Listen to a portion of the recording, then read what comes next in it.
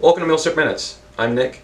Today I'm going to be filming a few videos here at Bull Moose Guns here in Mint Hill, North Carolina, where I've been graciously invited to come and shoot a few videos here by the owners. You'll probably see some videos covering some very interesting firearms that are here at the store in the personal collection and also available for sale here.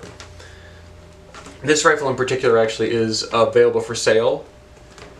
It will be shortly after the time of this video is filming. However, I don't know how long that'll be. This rifle might be sold by the time I actually finish cutting the video and post it. But what you see here today is a rifle that probably many of you know. This is a Mosin Nagant M44 carbine, introduced late in World War II by the Soviet Union. The M44 was an evolution of the M38 carbine that the Soviets had used just pre-war, and it gave them the ability to have a very short rifle. However, with the M38 they still retained the same style of socket bayonet as the 9130. The big improvement to the M44 was the introduction of the integral bayonet. This example here is a near mint, unissued condition, Polish-made WZ-44. The Polish WZ-44 entered production in 1951 and would be produced until 1955. This example being a 1952 made rifle. This rifle in particular is incredibly good condition, looking like it might almost be unfired.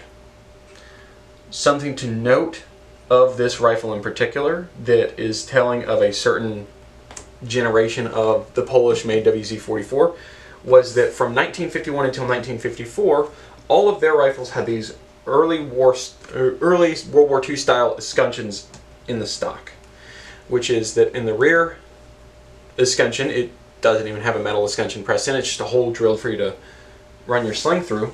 And up front you have a partial escutcheon like you see on some partially refurbished M9130s. In 1955, however, in the last year of production, these rifles the stocks would have full escutcheons on both sides.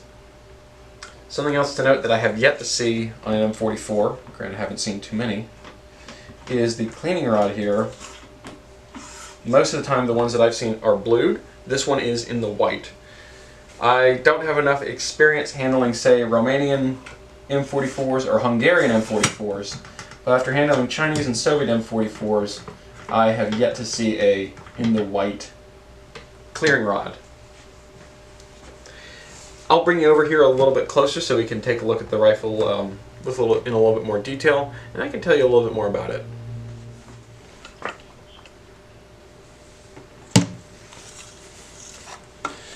So we're here up close and looking at the rifle a little bit closer, and you can really see that beautiful unfinished beechwood stock. The Poles were known for that, and that's how you can really spot these M44s really easy, is they have this nice blonde wood color, unlike the dark shellacked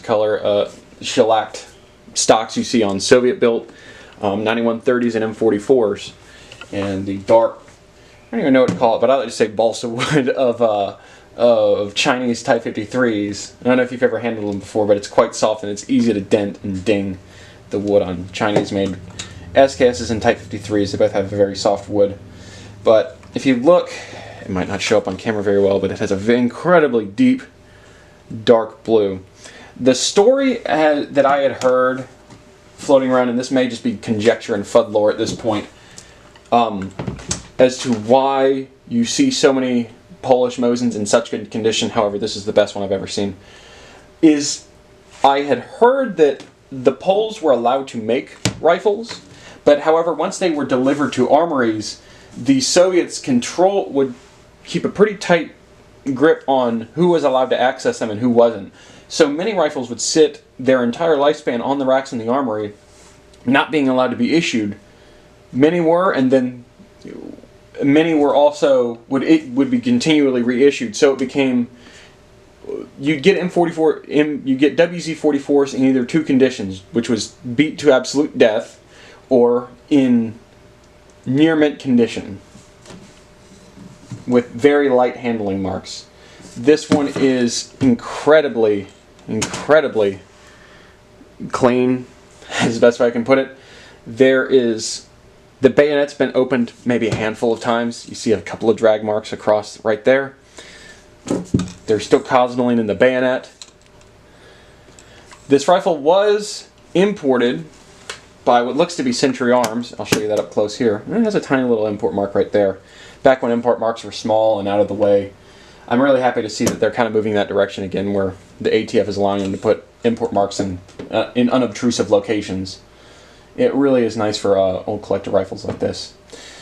And like on other M44s, you have the short 1,000-meter rear sight, which is about, I think, about a half-inch shorter in length than a standard 9130 rear sight.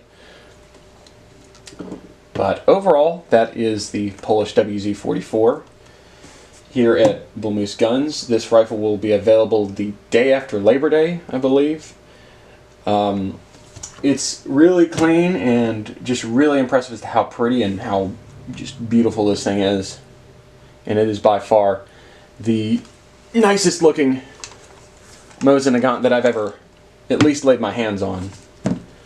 But thanks for watching. I'll see you in the next video. Be sure to like and subscribe, and look up Bull Moose Guns on online. They have they got a great shop here. They got a great staff to work with, and they got you really cool stuff. So thanks for watching. I'll see you in the next video.